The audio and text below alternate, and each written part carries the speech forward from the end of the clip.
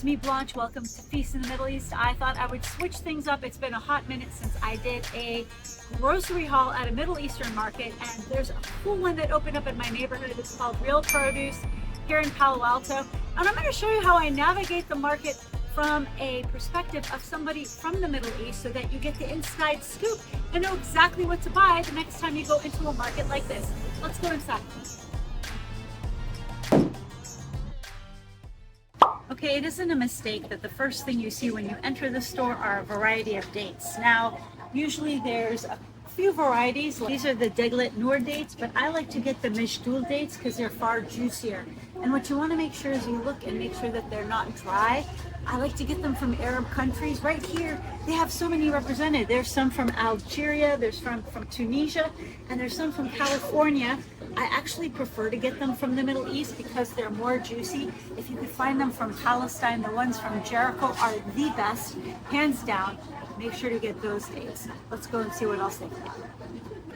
If you only needed 4 spices for your kitchen to make Middle Eastern food, I would start with the mother of all of them, which is ground allspice right here. Now, ground allspice, we use it in everything: chicken, fish, vegetables, pilaf, and we use them in the whole form for soups and stews. They come like this in the ball. You've seen me use these a million times. These are super useful in a Middle Eastern kitchen. Now, after allspice, I would say a second would be cumin, otherwise known as kammun. Now, we use that in hummus.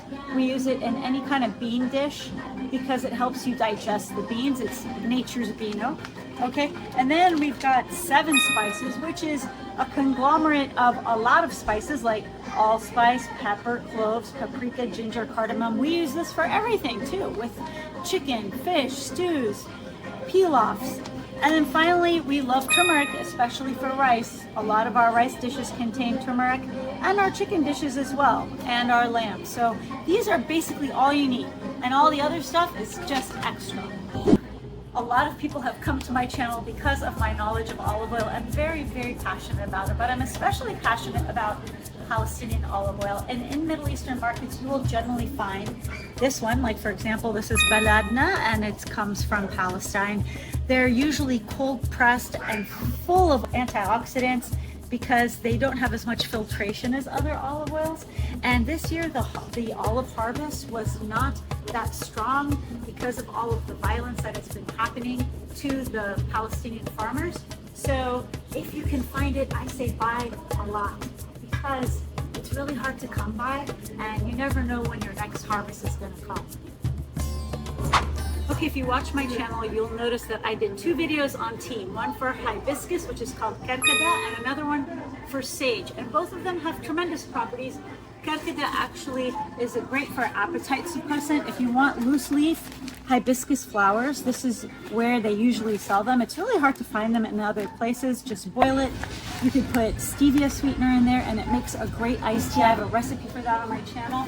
And as well as sage. Sage is huge in the Middle Eastern world. It has lots of benefits. It's great for the stomach, helps with digestion. This is where you'd find sage tea. A lot of our teas, this is the most popular of our tea. It's called al-wazza. If you find al-wazza, this is tea with cardamom. Usually helps with digestion as well because of the cardamom. This is one of the most popular teas. You'll usually find them here in the Middle Eastern market. So out of all the teas, I would stick to these 3 to keep it simple. And over here, let's turn it around. Now, you know my favorite dessert is kanafa. It's that orange dessert with the melted cheese. This is where you find the dye for it, kanafa dye. Okay, this is by Ziyad. They're a great company. Now, a lot of people think, you know, I don't want to put any artificial colors in my kanafa. If you wanted to have that beautiful orange color, there's really no getting around it unless you could figure out another orange natural dye, but you really need a teeny tiny amount to make a really strong, robust dye for your kanafa. So this is where I get my kanafa coloring. And I've made sahlab tea on my channel. Now, sahlab is usually made with orchid, and they do have the sahlab mixes in the store too. This is basically a fragrant latte that smells like rose, and you put pistachios and cinnamon on top. This is great for winter, or if you're craving something different, or you want to serve your guests a creamy, milky beverage that really warms the tummy and makes people feel cozy inside. And so you could do it yourself, or you could find the mix right here. Okay, we are now in the grain aisle because grains are really important in our cuisine. And one grain that's really popular in the Middle East is frika. Now, frika is better than most grains because it's super high in fiber. So out of this, it has 5 grams of fiber and it has 5 grams of protein. It's got a smokier flavor than your average grain. If you're making pilafs for summer or winter, frika is a great grain to start with.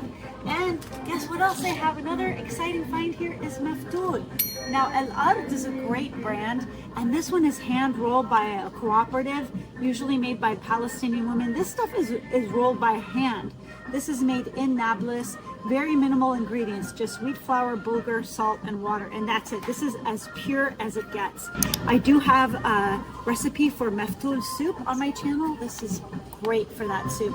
And honestly, if you can't find it in Middle Eastern markets like this, you can buy it online as well. For those of you that were excited about kanafa being sold at Trader Joe's, as you noticed, they don't have kanafa at Trader Joe's anymore. Now, if you're not going to make my recipe on my channel, you can certainly buy the ready-made. Now, Zalatimos Sweets has been around for so many years, so they are a true name, a really good brand name. So if you get a kanafa like this ready-made, then you're good to go. This is good for a party or a gathering with friends, and you don't need to make it if you don't want to. Now, a lot of appetizers in Arab cuisine involves a dough of some kind. This is great for a shortcut. These puff pastry sheets are great for a recipe called sambusik, which are sort of like an Arabic style empanada. And usually the empanada or sambusik is deep fried, but when you use puff pastry, you don't need to deep fry it because there's plenty of buttery flakiness already in there. I'm going to get 2 packages of these individual puff pastries because I'm planning on making sambusik with my mom. We just have to make the filling, fold the dough, and boom, you have sambusik ready to go in a fraction of the time. Okay, this is what I love about stores like this, is there's always something cool and interesting and new that I've never seen before. Check this out, guys. So you know all about Lebanon cheese. I've even show you how to make Lebanon cheese from scratch on my channel, but here they have so many flavors.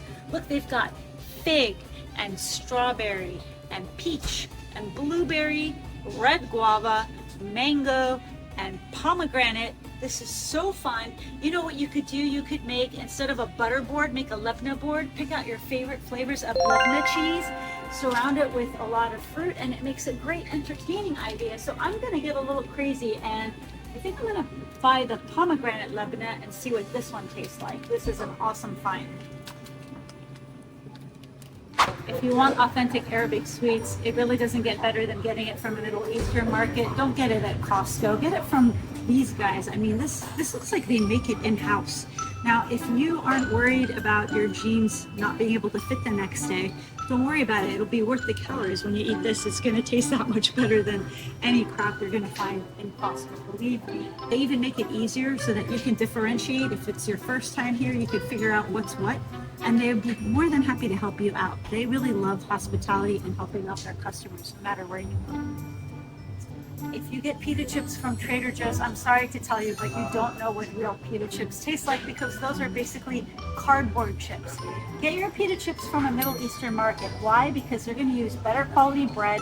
And check out the ingredients. Just pita bread, vegetable oil, and lemon pepper seasoning. I'm not a huge fan of vegetable oil, but it's kind of unavoidable when you buy any food that's already prepared. But this is great in a pinch when you're entertaining and you want something absolutely delicious. This is like crack. Honestly, you try this and you won't want to eat any pita chips from Trader Joe's or Costco.